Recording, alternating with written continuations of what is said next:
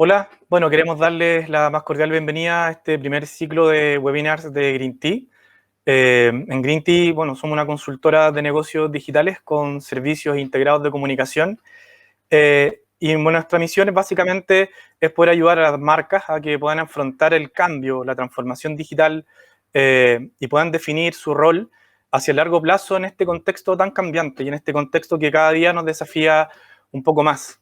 La idea de poder generar estos espacios de conversación y reflexión, fundamentalmente donde podamos conocer desde el mundo de la innovación, desde el mundo de la tecnología y desde el mundo de las marcas que han ido generando un cambio relevante en nuestros mercados, es poder tener una visión muy cercana, es poder tener una visión más que hablar desde la teoría, de hablar desde la experiencia y poder hablar realmente de la vivencia y de cómo de alguna forma somos capaces de apoyarnos en ir construyendo en base a estos nuevos desafíos que nos ha presentado en general no solamente la sociedad, sino que también en este último tiempo la pandemia y todo el proceso acelerado de transformación que estamos viviendo. Para ello, bueno, tenemos un gran invitado a esta primera conversación. Nos vamos a reunir con Leo Prieto. Leo es un pionero en la industria digital en América Latina y además es uno de los líderes de la innovación en Chile, no solamente por la fundación de empresas, sino que también reconocido y premiado internacionalmente por impulsar la innovación y el aprovechamiento de las nuevas tecnologías como elementos claves para emprender, para entender los negocios y los mercados. Así que, bueno, Leo, darte la bienvenida y agradecerte por estar aquí esta mañana con nosotros. Hola Rodrigo, muy buenos días, muchas gracias por la invitación, encantado de estar acá. Súper. Leo, bueno, hemos estado hablando en algún tiempo atrás, en algunos días, de la importancia del propósito. Y es el tema que nos convoca en esta oportunidad. Me gustaría que partiéramos con una definición muy simple, muy concreta, de qué es un propósito o de qué es el propósito de marca. Y muchas veces se entiende que el propósito como la razón de existir de la marca, pero también con esta intersección que hay entre el talento de la marca con las necesidades del mundo. Es decir, cómo somos capaces de poder tomar esto que el mundo necesita y poder generar algo que realmente genera un impacto positivo en las personas y no solamente generar un producto. ¿Por qué es importante hablar y por qué hablamos de esto también hace algunos días? Por el contexto, ¿no? O sea, antes de la pandemia ya la sociedad veníamos con algunos signos de cierta pérdida de confianza, de ciertos malestares, la gente salía a las calles a manifestarse en España, por un lado, luego en Colombia, en distintos lados, en Chile pasó algo también en su momento y por lo tanto nos desafía también como marca a tener una posición y poder establecer un diálogo y poder tener una visión hacia el futuro. ¿Cómo ves tú el momento hoy del desafío que tenemos las marcas de poder enfrentar el contexto actual, incluso post pandemia? Sí, mira, tal como dices tú, yo creo que lo que estamos viendo hoy día en el planeta, lo cual a mí me parece muy, muy emocionante, o sea, es muy positivo ver el nivel de sincronía global que hay. Es lamentable que muchas veces las crisis son las que evidencian tanto las debilidades, ¿cierto? Y la inoperancia de muchas Claro, instituciones en el planeta entero. Lamentablemente cada uno se enfoca en su propio barrio, en su propio entorno, en su país. Y lamentablemente, como tenemos estas divisiones, ¿cierto?, geográficas arbitrarias, por mucho que la Internet no conoce divisiones geográficas, ¿no es cierto?, nos enfocamos en consumir medios locales, ¿cierto?, y por lo tanto nos enfocamos en las noticias locales y pareciera que lo que está pasando en nuestro barrio, en nuestra ciudad, en nuestro país es único en el mundo, pero tal como si todo está pasando en el planeta entero.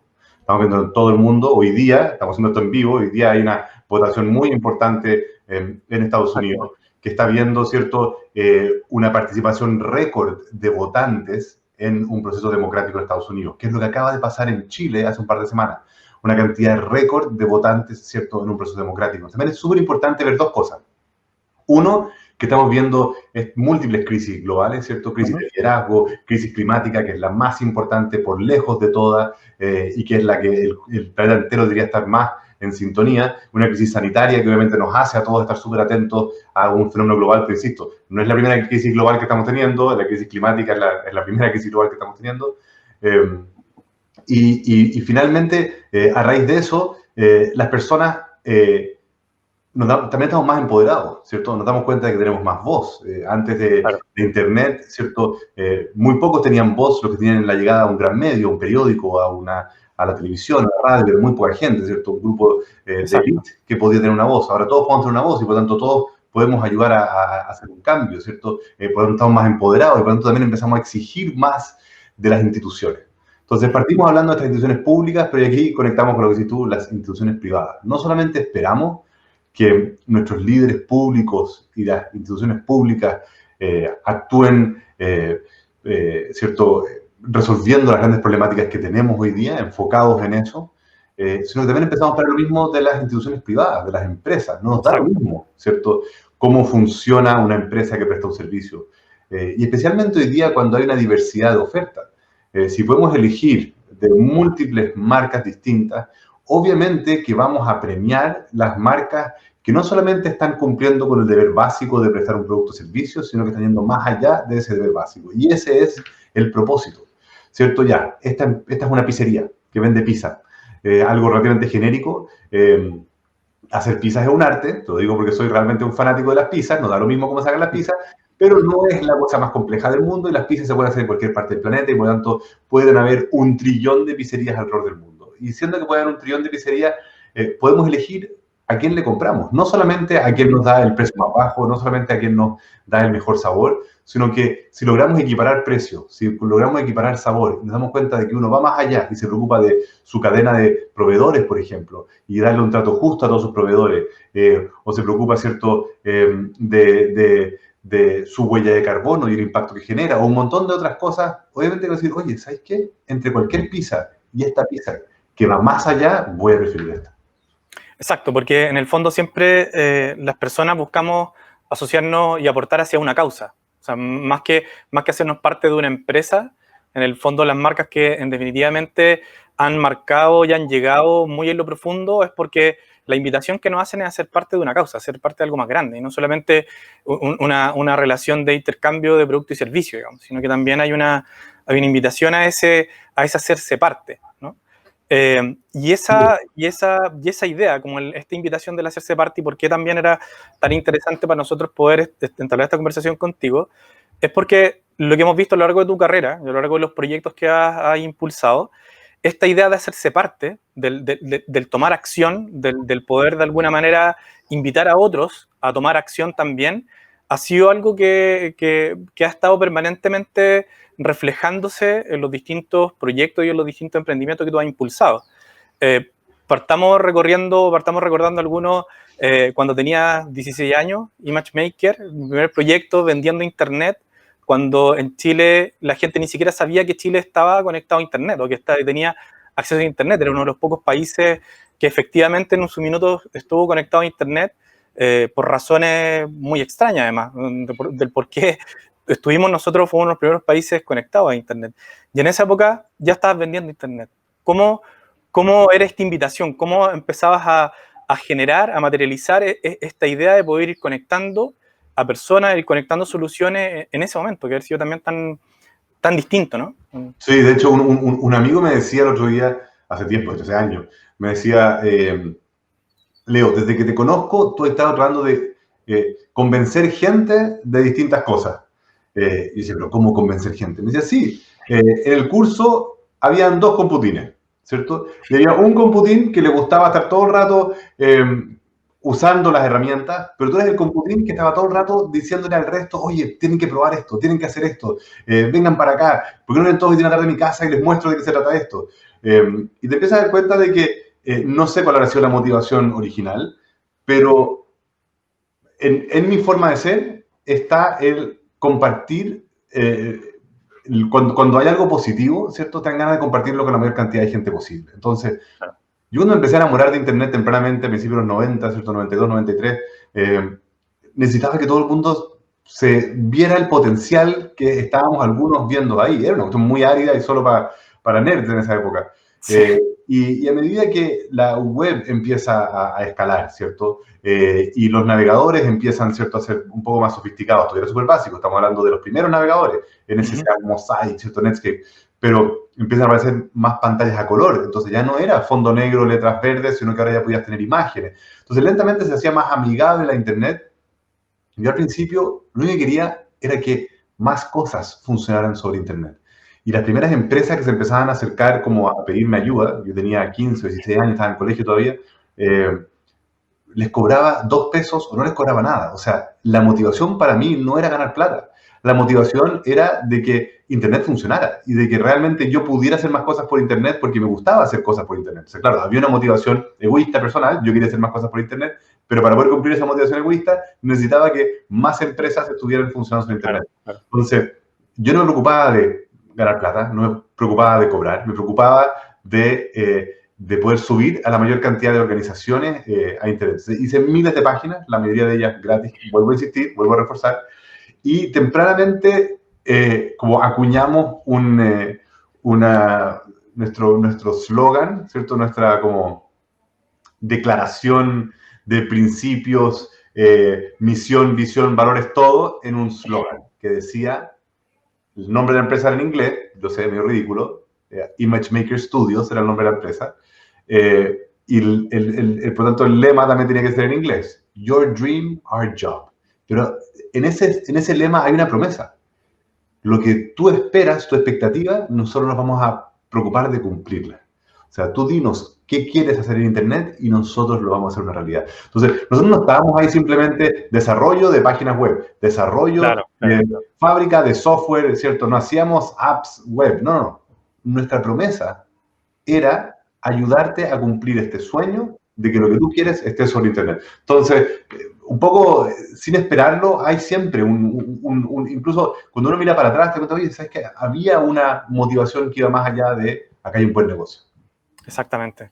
Y esa idea de congregar llevó también a que el siguiente gran proyecto, Firewire, tremenda comunidad, partió también generando este contenido también, sin contenido, artículos, información, sin también mucho conocimiento, me imagino, de periodismo ni nada. Era el impulso de ponerse a escribir, porque era importante también empezar a generar este conocimiento colectivo, ¿no?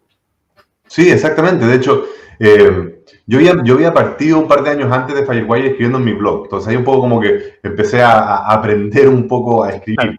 Español no fue mi lengua materna. Entonces yo incluso al principio en Firewire me criticaban muchísimo porque cometía muchísimos errores de redacción y gramática. Yo tengo acento, por supuesto, 100% chileno, pero yo no escribía mucho en castellano.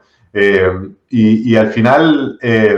uno va aprendiendo haciendo las cosas. Entonces, al final, primero es la gran declaración de todo. No te puedes lanzar a algo solo porque sabes hacerlo. La mayoría de las cosas uno las aprende haciéndolas. Y la gran declaración ahí, nuevamente, estaba en el lema, ¿cierto? Dosis diarias de tecnología en español. De hecho, uno de mis grandes orgullos, cuando trataba de pensar, ¿cómo resumo la idea? Uno de mis grandes orgullos fue cuando usé como un término del mundo farmacéutico, dosis diarias, ¿cierto? Y la empecé a usar como el lema de Firewire, porque era una promesa, dosis diarias de tecnología en español. ¿Por qué? Porque generalmente los medios en Chile y en América Latina hablaban, los periódicos, por usar ¿cierto? un medio súper popular en la época eran muy, muy poderosos todavía los periódicos, generalmente tenían el suplemento tecnológico un día a la semana.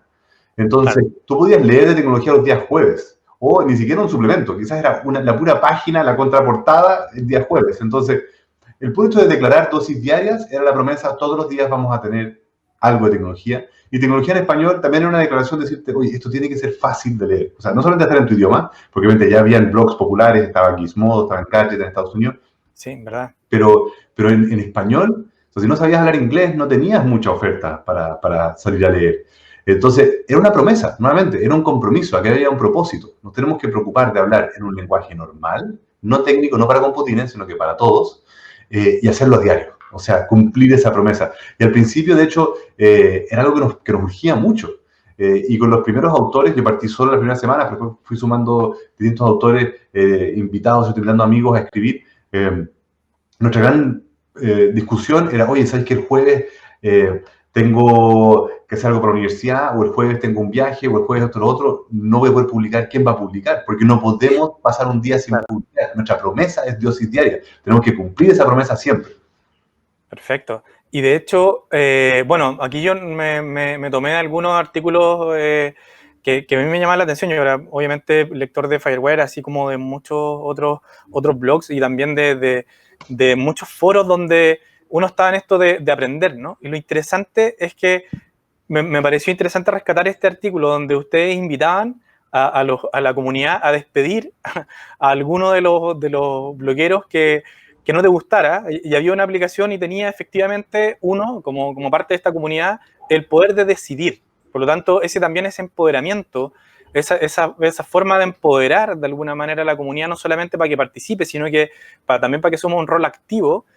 Al menos era súper disruptivo con respecto a lo que tú mencionabas anteriormente, con respecto a la relación entre los medios y las personas. Es decir, yo me paro acá como el que soy de alguna forma el dueño de la verdad, soy dueño del medio y ustedes van a recibir esta información y no hay posibilidad de este intercambio o del que yo pueda de alguna manera también afectar o mejorar o generar estos cambios en estos emisores, digamos. Eso me pareció alucinante, digamos, como de los recuerdos que tenía de Firewire, el poder ir a esos momentos en los que invitaban de manera muy activa a ser partícipes de esto que se estaba construyendo, digamos. Eso, absolutamente. O sea, tú tocaste un punto que para nosotros es clave. Desde el principio, y esto es algo que yo he aplicado en toda mi empresa, yo creo fuertemente en el principio de la inteligencia colectiva, de la colaboración, ¿cierto? De que nadie logra nada solo, de que las cosas las hacemos juntos. Y cuando tú empezás a usar Internet a principios de los 90, te empezás a dar cuenta de que el primer gran cambio versus todas las otras plataformas o medios que existían era su bidireccionalidad. ¿Cierto? La Internet no era una herramienta de difusión, era una herramienta de interacción. No había ningún otro medio que fuera una herramienta de interacción. La tele era difusión, la radio es difusión, la prensa es difusión, ¿cierto? Todas las plataformas existentes eran difusión. Entonces también me empezó a frustrar que cuando quienes tenían más presupuesto para poder hacer cosas, los incumbentes, como dicen los gringos, las instituciones históricas o tradicionales, perpetuaban ese mismo modelo, ¿cierto? Cuando pasaba un medio, un gran periódico a Internet, seguía siendo unidireccional. Cuando pasaba una radio a Internet, seguía siendo unidireccional. Y yo decía, ¿pero para qué? O sea, están tratando la Internet como si fuera otro tipo de papel. Y no es papel, esto es Internet. Entonces, sabíamos de que tenía que ser bidireccional. Y por lo tanto, desde el principio, nosotros nos autodefinimos como una comunidad. Esto no era ni siquiera un blog. La gente decía, pero son blogs. Sí, la raja, maravillosos los blogs. Pero los blogs para mí son comunidades, lugares donde tú interactuabas. Entonces, el logo fue elegido con los lectores, los colores fueron elegidos con los lectores, nuestros lemas, ¿cierto? Incluso les preguntábamos, hay que cambiar el lema, es distinto, lo íbamos ajustando. Entonces, ellos participaban incluso en decisiones de identidad de marca. ¿Cómo tenemos que...? Y como decís tú, ¿cierto? Alexander Sheck, ¿cierto? Mr. Chips, puso un post ahí donde decía como, oye, filtra al autor que no te gusta, ¿cierto? Bloquea al que más odias y al que no soportas. Y nosotros teníamos una fuerte y estricta autorregulación, por así decirlo, de no bloqueo. Es decir, no importa cuánta basura publique un miembro de la comunidad, ¿cierto? Un lector, no lo podemos bloquear. O sea, la misma comunidad tiene que como moderarlo o buscar la forma de que esa persona se sienta desincentivada de participar. Lamentablemente hoy día Firewire ya no tiene esa interacción, ya no tiene comentarios, es muy unidireccional, cosa que me frustra un poco porque perdió esa esencia que debería ser parte, insisto, básica de funcionar el Internet.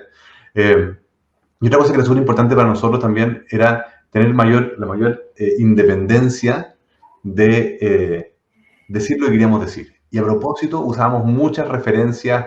El post que tú pusiste incluso ahí, el de la izquierda, ese que habla de los primeros 4 años de Firewire, hablamos de lo orgullosos que estamos de la cantidad de tráfico que tenemos y entre paréntesis decimos, ¿cómo se llama? Aunque estamos seguros de que la mayoría llegó por error buscando pornografía. Entonces, decíamos, usamos el término pornografía, ¿cierto? Porque sabíamos que eso era algo que los medios tradicionales no podían hacer. Éramos un medio para todo espectador, ¿cierto? No publicábamos pornografía, pero usábamos esos términos que decían, oye, ya, esto es un sitio distinto. No habla de la forma normal en que hablan otros medios. Incluso muchas veces nos peleamos con las marcas que nos mandaban un producto para revisarlo, y cuando publicábamos que el producto no nos gustaba, nos decían, oye, ¿pero cómo? Dices, ¿pero no me mandaste el producto para revisarlo? Sí, pero te esperábamos de que hablarais bien. pero nos mandaste un producto para revisarlo. Entonces, Claro. al principio las marcas dijeron, ¿sabes que nunca más te voy a mandar algo?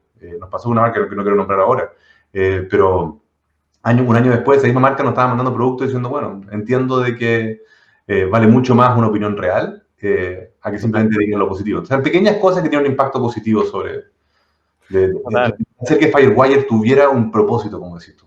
Mm.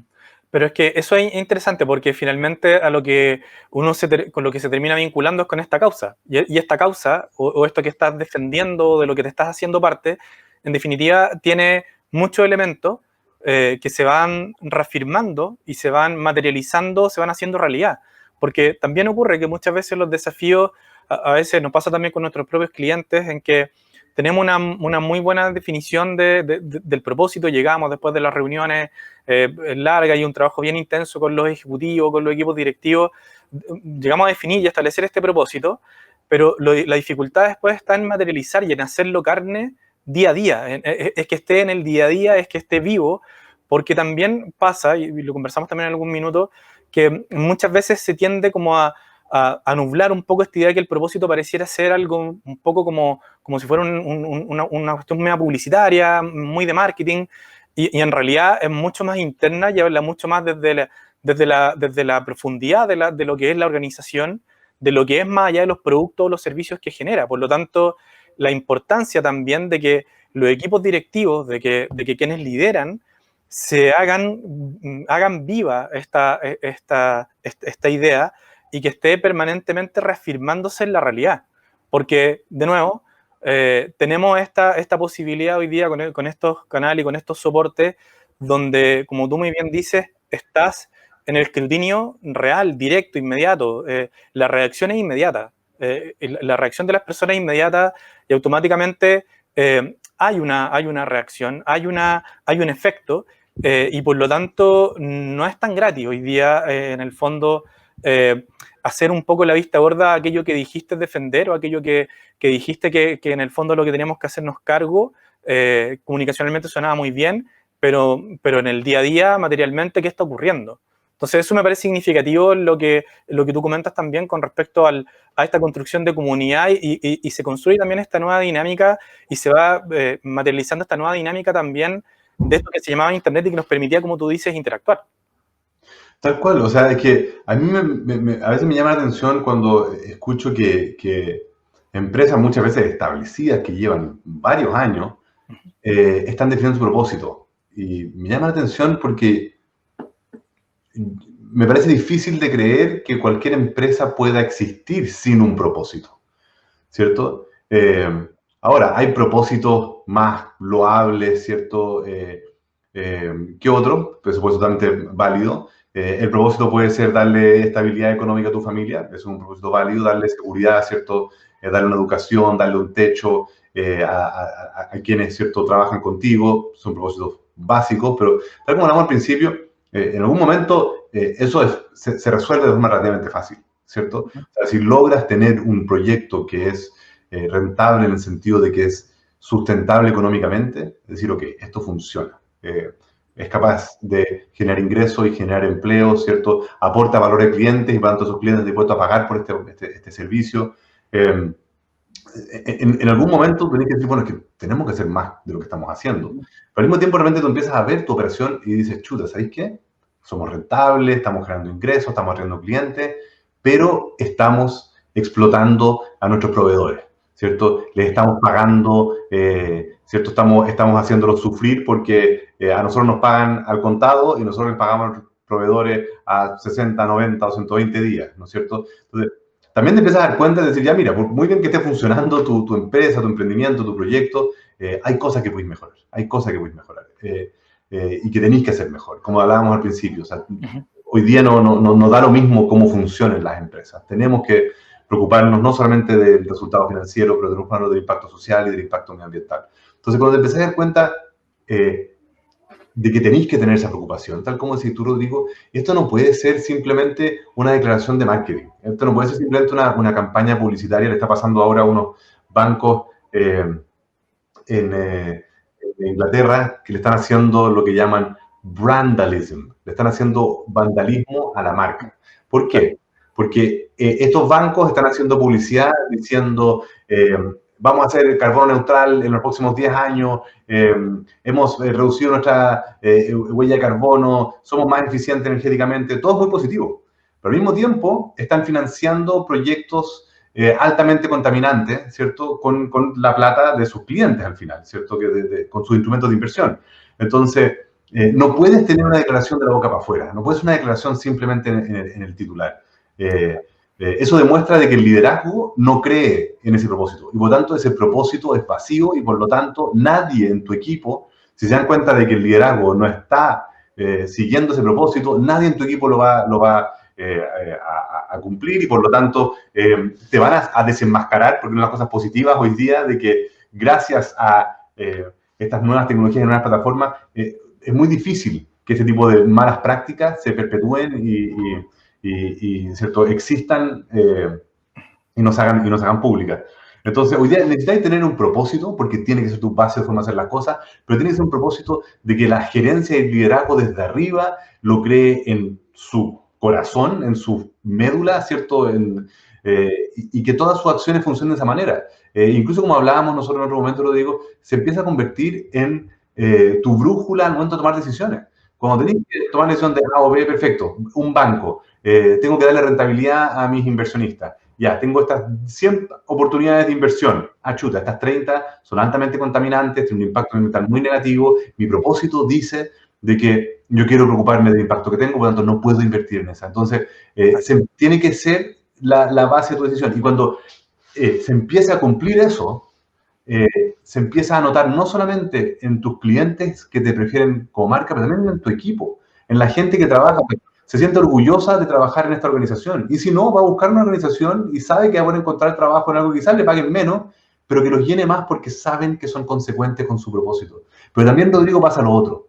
Hay otras organizaciones que también me toca conocerlas que hacen un esfuerzo tremendo, que tienen un propósito real, que desde el liderazgo lo cumplen y que lo ejecutan, y que sin embargo la opinión pública lo sigue atacando y diciendo, no, si estos gallos lo hacen solo de la boca para afuera. Claro. Entonces, también tenemos que mezclar esta crisis de confianza con algunos momentos darles una, que les demos el beneficio de la duda, ¿cierto? No creamos simplemente en los fake news, no es que yo creo que, es que me dijeron que, no, ¿hay evidencia? No, no hay evidencia. Por lo tanto, si no hay evidencia, tampoco podemos asegurar de que no lo estén cumpliendo. Si hay evidencia, obviamente, o sea, uno tenemos que creer en los hechos, tenemos que creer en la ciencia, tenemos que creer en la evidencia, porque es la única forma de poder resolver esta crisis de confianza. Porque si no, nunca vamos a creer, y da lo mismo que todas las empresas tengan propósito, al final vamos a creer que es el propósito de la boca para afuera, porque decidimos no creer. Entonces tenemos que dar ese equilibrio, ¿no es cierto?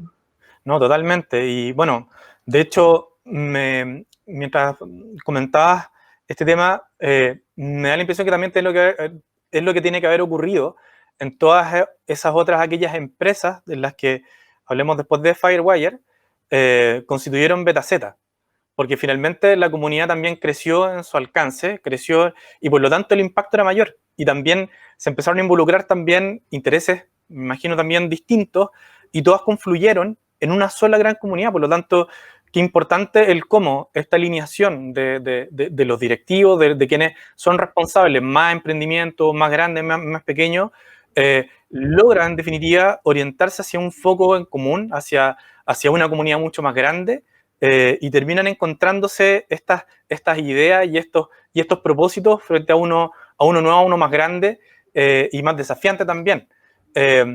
¿Cómo fue esta época de BetaZ? ¿Qué es lo que nos podéis comentar en torno a esta unificación de intereses? Porque en el fondo también estamos hablando, y también llegamos a ese tema también, de cómo van confluyendo también los intereses en torno a una idea común. Mira, me encanta de que hayáis reflotado, porque de hecho ese logo de BetaZ no lo vi hace mucho tiempo. Ese logo está por ahí perdido.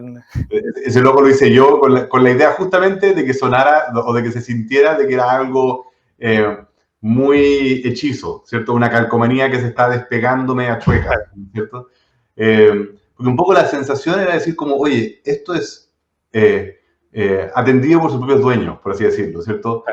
Acá esto es hecho en casa, somos nosotros mismos construyendo esto no es un gran imperio mediático, ¿cierto? Tratando de conquistar la internet. Y queríamos replicar el modelo de de comunidad que hemos creado en Firewire diciendo, oye, hay muchas más comunidades.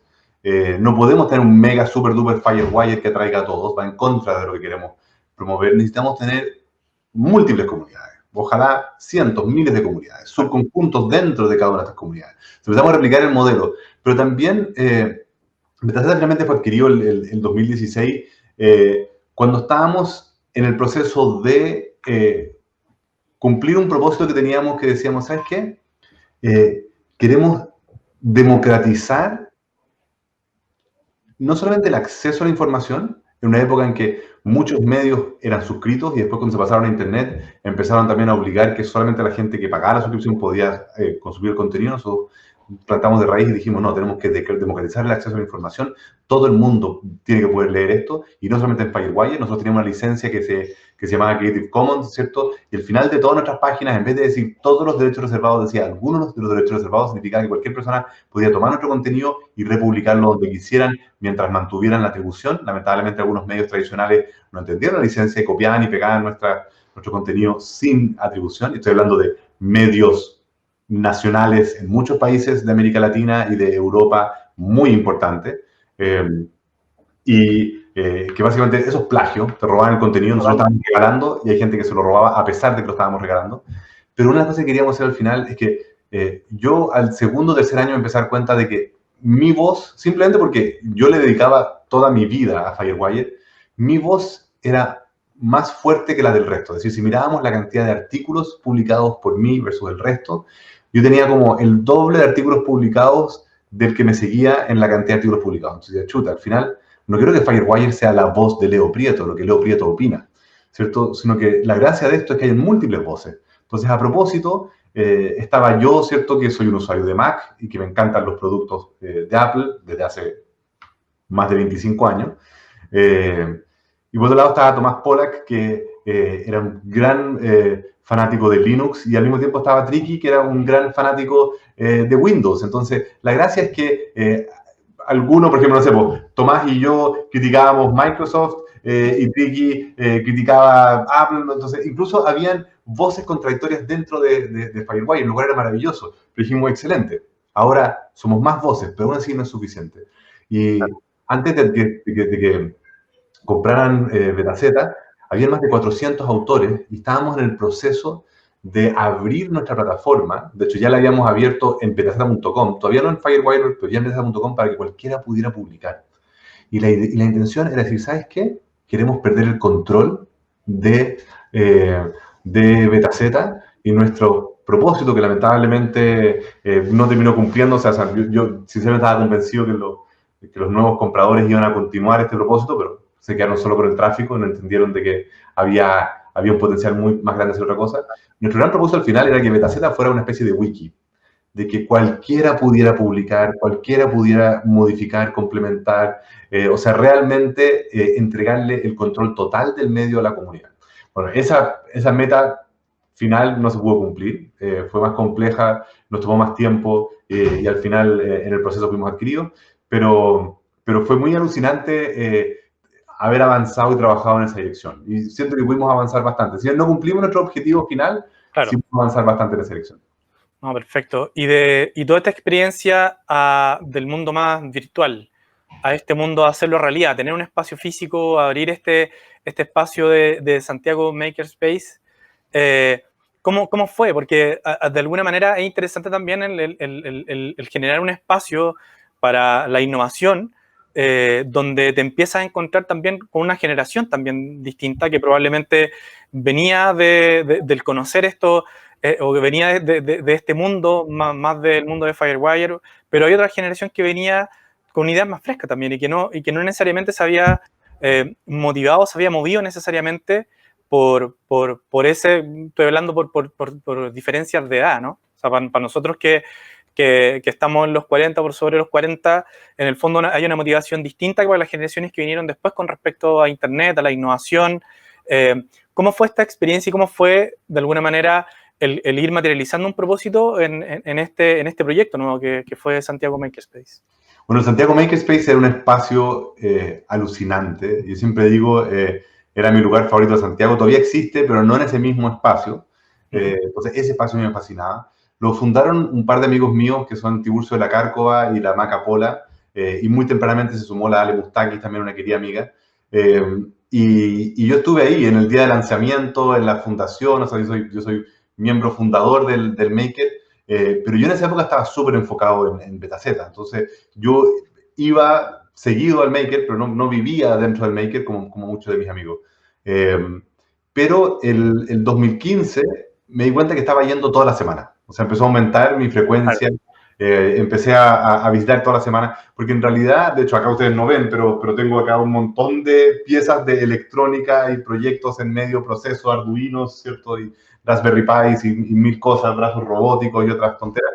Y la gracia del Maker era, la Internet es maravillosa, la Internet nos permite colaborar y trabajar donde estemos, pero la colaboración en espacio físico todavía logra fenómenos que la Internet no logra replicar. Y hoy, en la época de pandemia y COVID, es más vigente que nunca, ¿cierto? Podemos hacer prácticamente todo de forma remota, pero hay momentos de colaboración que son mucho más efectivos, especialmente cuando estamos hablando de procesos de ideación desestructurada, por así decirlo. Lo que los gringos llaman brainstorming, ¿cierto? Una tormenta de ideas. Para ese tipo de situaciones, sí funciona hacerlo de forma remota, pero en persona tiene una dinámica muy distinta. Totalmente. ¿Y qué era eso? Era un lugar para que cualquier persona pudiera llegar a ejecutar cualquier proyecto. Y el 2015, justo ese año, Tiburcio se va, que Tiburcio era el director, ¿cierto?, del espacio, decide irse a vivir a Estados Unidos, y me pide a mí si yo me quiero quedar a cargo. La Maca, seca, genia, querida Maca, se va a vivir al sur, entonces yo encantado me termino haciendo cargo del Maker. Pero la cosa maravillosa es que cuando yo llegué a sentarme al Santiago Makerspace la primera vez, en que técnicamente yo paso a ser, ¿cierto?, uno de los accionistas del espacio, o sea, con responsabilidad real sobre la supervivencia del lugar, ¿cierto?, la supervivencia financiera, porque no era un negocio, el Maker no ganaba plata, el Maker perdía plata todos los meses, o sea, nunca fue hecho para ganar plata, pero no era una fundación tampoco, ¿cierto? Nunca fue fundada como una fundación sin fines de lucro, entonces había que estar metiéndole plata todos los meses para que sobreviviera. Y al mismo tiempo, o sea, no solamente me metí como con responsabilidad financiera, sino también me metí como representante legal y como gerente general. Entonces, el primer día que llego ahí, y ya nos conocíamos con varios, pero les digo a todos, oye, yo ahora tomé responsabilidades reales sobre el Maker, pero el Maker es un espacio autogestionado.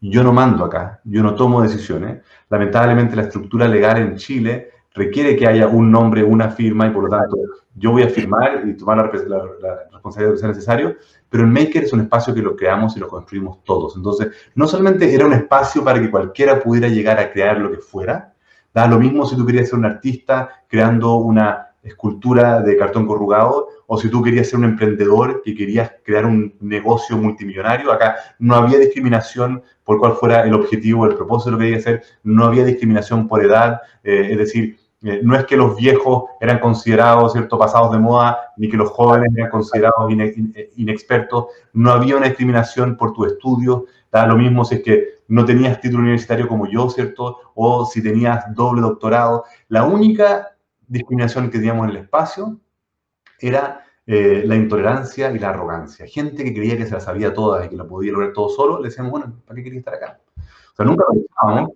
A la hora de como ir construyendo un propósito común también, porque estás unido a una causa. O sea, finalmente el Maker era una causa. Era la causa de que había que impulsar de alguna forma el emprendimiento, la innovación en Chile, aunque no generaran las lucas, pero había que hacerlo, digamos. Como sí, y ni siquiera porque generaron o no generaron las lucas, habían 1000 lugares donde habían modelos rentables. Tú podías ir a una universidad, tú podías ir a empresas, tú podías buscar financiamiento de distintas formas. Pero un día llegó un holandés con un chileno que querían hacer una máquina de autocultivo de cannabis, ¿cierto?, pensando en el mercado estadounidense y europeo, donde era legal. En Chile es ilegal, pero en ese mercado no era mal visto, no era ilegal. Y lo increíble es que incluso logramos ayudarlos a conseguir financiamiento Corfo. O sea, el Estado terminó financiando una máquina para cultivar un cultivo que en Chile era ilegal, pero que había un potencial de negocio, fuera de Chile. Entonces, era un espacio que permitía estas cosas que no tenían, las universidades no los podían apoyar, las instituciones tradicionales no los podían apoyar, pero el Maker era este espacio donde llegaban los que no tenían donde más ir, ¿no es cierto? Y lo positivo era que nosotros creíamos de que todo podía ser posible, pero había una sola verdad absoluta. Y la única verdad absoluta que queríamos en el Maker es que nadie logra nada solo. Es muy fácil resumir proyectos en nombres, la Apple en Steve Jobs, pero el iPhone no lo hizo Steve Jobs solo, el iPod no lo hizo Steve Jobs solo, el Mac no lo hizo Steve Jobs solo. Hubo grandes equipos de gente detrás, ¿cierto?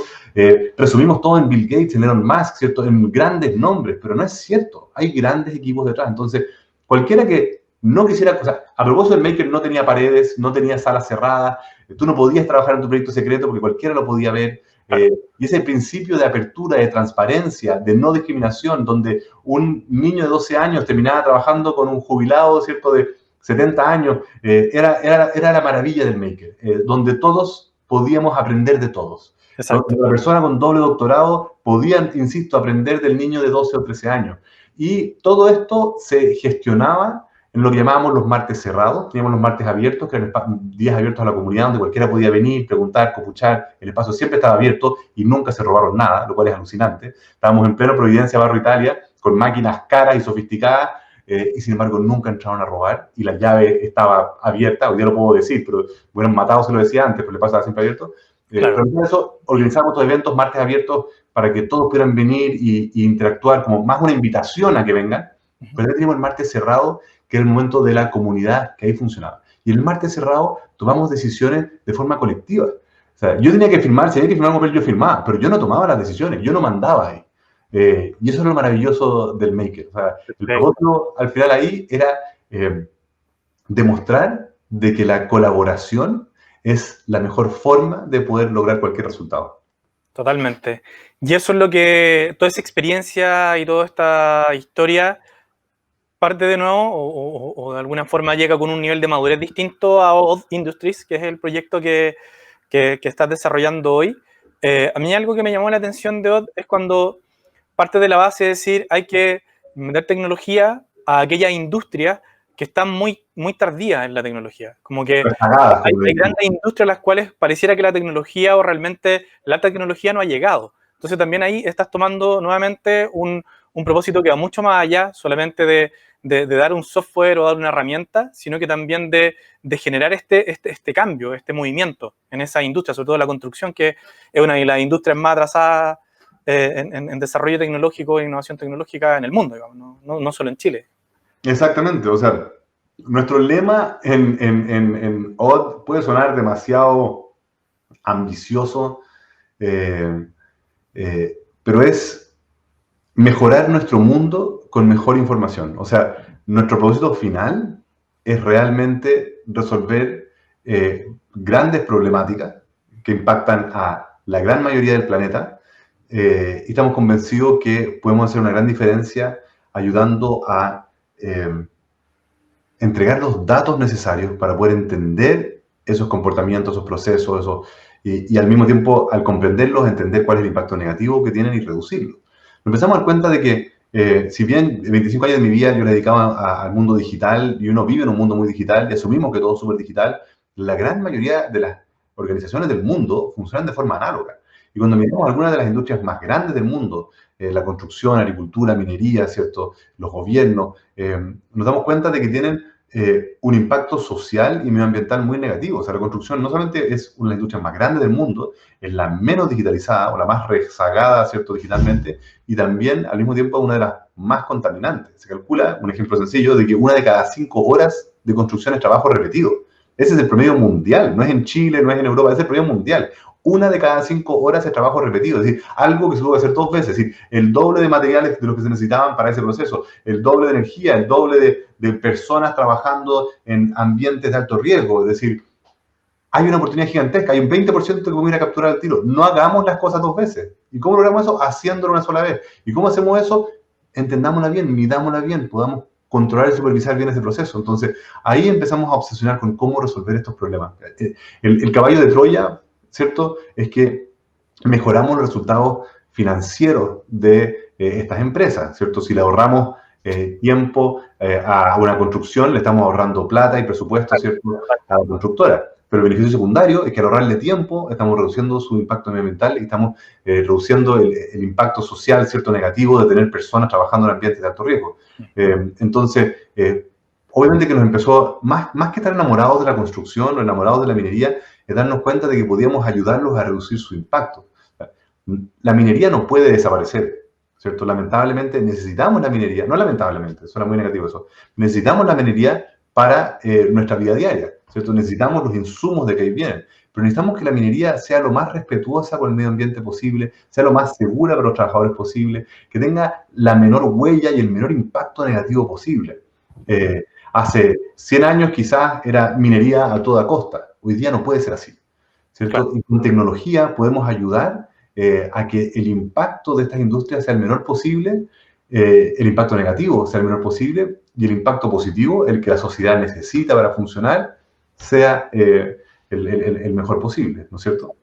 Sí, porque además son industrias tan relevantes en el progreso de los países en general. La construcción moviliza una parte importante también del desarrollo de la economía de los países. Por lo tanto, como dices tú, efectivamente hay una necesidad también por hacerse parte, porque, y lo que hablamos hace un momento, también uno puede dejarse llevar por la información, por ciertos fake news, o por esta información que no necesariamente está muy apegada a la realidad, pero hacerse parte, hacerse cargo. Ok, ¿qué vamos a hacer nosotros cuando hay una evidencia concreta de que hay algún tipo de producción, hay un tipo de industria que necesita del resto de nosotros, el resto del talento para poder mejorar sus procesos, para poder mejorar también de alguna forma el impacto que su actividad tiene? Eso también es de alguna manera ser consciente de un propósito de este común, del que de alguna forma todos estamos empujando, todos queremos estar mejor, digamos. No creo que haya alguien en el mundo que quiera estar mal. Es el punto, tal cual. O sea, tú habláis con los grandes, ¿cierto?, gerentes de estas mineras o empresas de recursos naturales, que muchas veces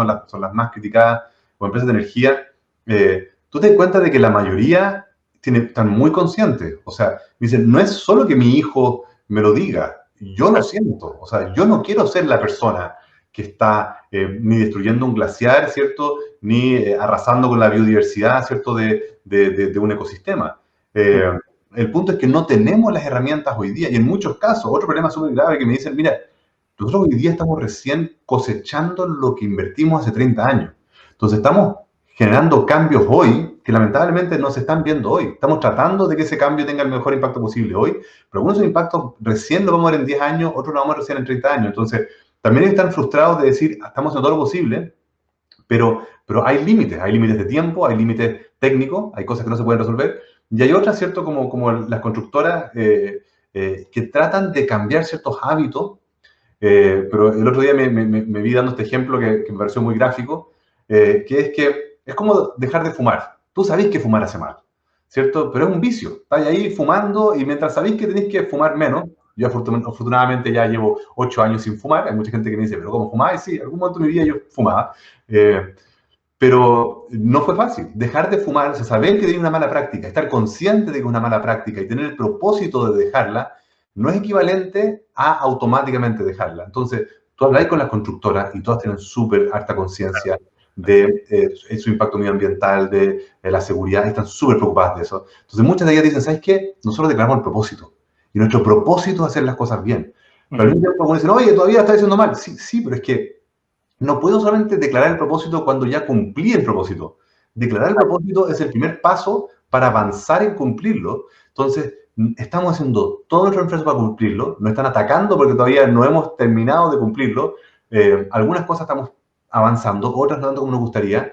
Pero por eso mismo, o sea, si nosotros no apoyamos también a que estas organizaciones que tienen impactos negativos, hoy día tienen propósito, están empujando para cumplir ese impacto positivo, si no las apoyamos, también es difícil de que se cumpla. Pero afortunadamente, y esto lo digo súper sinceramente, me ha tocado hablar con muchas empresas, muchas industrias, la gran mayoría, yo diría 9,5 de cada 10, están súper conscientes de que el propósito no es ser rentables para los accionistas, ¿cierto? De que hoy día hace rato que dejó de ser el desde o el mínimo. Ujú. Perfecto. De hecho, si tuviéramos que concluir como tres grandes ideas de lo que hemos venido conversando, primero lo que tú mencionas, el rol de los equipos directivos, de la alta dirección, es clave para definir el propósito, pero también para poder materializarlo y poder guiar, alinear, inspirar a los distintos equipos en que se vaya alcanzando, porque como tú bien dices, hay empresas que todavía están reformulando, que están generando nuevas directrices con respecto a ese propósito. Entonces, el rol de sus equipos directivos es clave.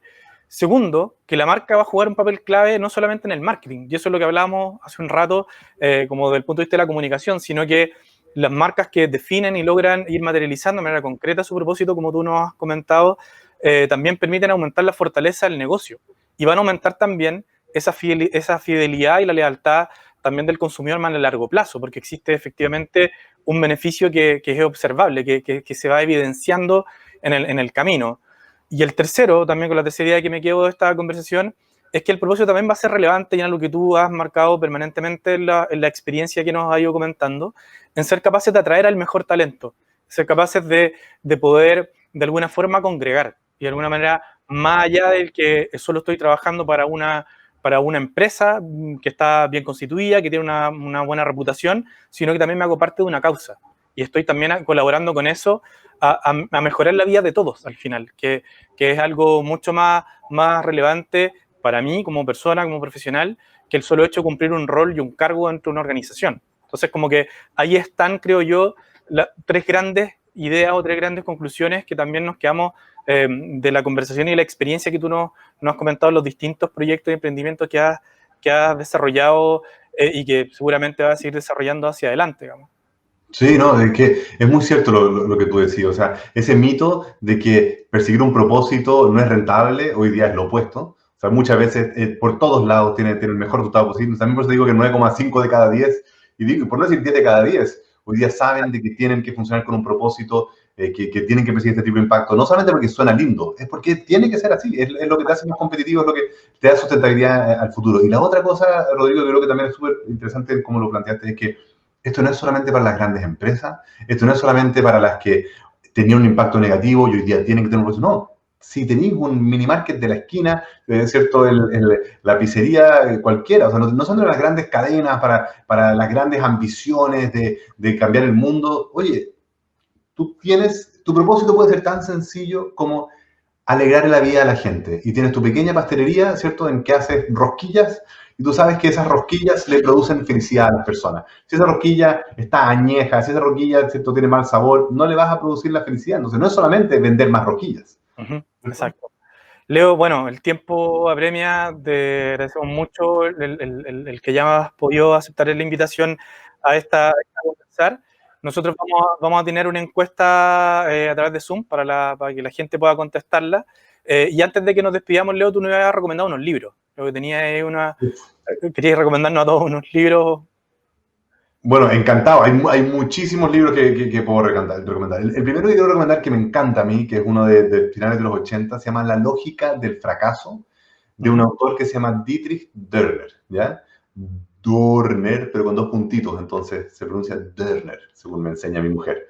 En La lógica del fracaso básicamente te demuestra de que los proyectos no fracasan porque la gente haya sido tonta o malintencionada o no tenía los conocimientos necesarios. O sea, lo que demuestra este libro es decirte, tú puedes tener una persona más brillante, más experimentada, es decir, no es la primera vez que hace esto, ¿cierto? Con la mejor de las intenciones y a pesar de todo eso, el proyecto puede fracasar. Y en pocas palabras, le estoy resumiendo el libro, pero léanlo porque es más interesante que esto, en pocas palabras el libro te demuestra de que seguir solo tu intuición, decir, yo sé lo que va a pasar acá, ¿no? Si yo me conozco, ya esta la he hecho 20 veces antes, es la mejor forma de ir derecho al fracaso. O sea, en pocas palabras, asumir de que cualquier desafío, cualquier crisis, cualquier problema que viene en tu camino es más complejo de lo que parece. Y por lo tanto, no solo guiarte por tu intuición, usar los datos, usar las variables, evaluar el problema, tratar de entender, y no solamente medirlo mucho al principio y después solo ejecutar todo el proyecto, sino que estar constantemente observando, evaluando, analizando, en ningún momento dejarte guiar simplemente por ya sé lo que va a pasar. no, si yo sé cómo resulta esto, no. Estar súper consciente y atento en todas las etapas del proceso. Yo siempre digo, todos los políticos del mundo deberían leer ese libro porque lamentablemente uno lo escucha hablar y pareciera que son todos dueños de la verdad y que todos saben qué es lo que es mejor para todos. Y lo que deberían estar haciendo es estar midiendo el pulso de la ciudadanía, entender, ¿cierto?, lo que queremos, pero constantemente, no solamente una vez cada 4 años con una elección, sino que constantemente estar evaluando, están funcionando las cosas, qué no está funcionando, qué podemos mejorar, qué no podemos mejorar, que al final es el principio de la innovación, ¿cierto?, iteración constante, porque las cosas, ¿cierto?, no se construyen una vez y funcionan para siempre. Otro libro que me gusta bastante, uno reciente, el 2020, para no solamente nombrarlo de 1980 y tanto, se llama Working in Public, o Working Public, déjame confirmar, Working in Public, antes que me... Working in Public, trabajando en público, de una autora que se llama Nadia Eghbal, ¿ya? Eghbal, Working in Public, trabajando en público, de Nadia Eghbal. Y lo que hizo ella fue analizar múltiples proyectos de código abierto, proyectos de colaboración masivos, ¿cierto?, de software, pero aplica para un montón de proyectos distintos. Y lo que ella demuestra acá, con datos, con evidencia, ¿cierto?, no es solamente su visión de mundo, con datos ella demuestra de que la gran mayoría, es decir, prácticamente todos los proyectos de colaboración masiva, no son orgánicos. No es que, oye, se creó el proyecto y la gente colaboró porque somos todos maravillosos. No. Todos son empujados por pequeños grupos de personas que hacen la mayoría del trabajo. Entonces, hay un ejemplo ahí que no lo recuerdo en este momento, pero, por ejemplo, había un autor de la Wikipedia, búsquenlo, acá voy a hacer un parafrasear, pero había como un autor de la Wikipedia que había editado el 60% de la Wikipedia. ¿Ya? Estamos hablando solo en inglés, estamos hablando de 5 millones de artículos. No es que este autor haya escrito el 60% de la Wikipedia, pero que se había preocupado de que la falta de ortografía, todo estuviera corregido en el 60% de la Wikipedia. Entonces, lo que ella demuestra dice, si tú crees que colaborar es simplemente, oye, ¿por qué no hacemos algo? No, colaborar es liderar, es empujar la colaboración. Y muchas veces, para que un proyecto colaborativo funcione, pequeños grupos tienen que hacer la mayor parte del esfuerzo para que esta colaboración masiva de cientos de miles rellene esas variables que faltan. Entonces, es súper interesante para entender que la colaboración no es totalmente perfectamente distribuida, sino que tiene estos como grupos que concentran y empujan y promueven fuertemente la colaboración. Bueno, me estoy alargando demasiado, pero son 2 libros que creo que son bien interesantes. Buenísimo. Bueno, Leo, nada más que agradecerte tu participación, a haber aceptado esta invitación a conversar. Espero que nos sigamos encontrando en otras instancias. También agradecerle a todos los que nos acompañaron en este primer webinar. Y nada, nos seguiremos viendo en adelante. Mucho éxito con Odd Industries. Y nada, muchas gracias también a todos por habernos acompañado hoy día. Gracias, Rodrigo, por la invitación. Y no lo dije antes, pero lo voy a decir ahora. No solamente soy invitado de este webinar, también soy un muy feliz y satisfecho cliente de Green Tea. Así que aplaudo por toda la pega que hacen, que realmente es un placer trabajar con ustedes. Perfecto, Leo. Muchas gracias. Muy bien. Chao. Chao, chao. Chao a todos.